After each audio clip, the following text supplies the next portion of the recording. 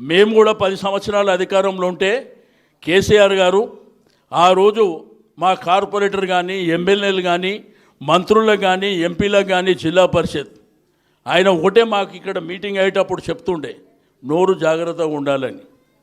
మీరు ప్రజల్ని మెప్పించండి, కార్యక్రమాలు చేయండి, కానీ మీ నోరు జాగ్రత్త పెట్టుకొని మాట్లాడండి.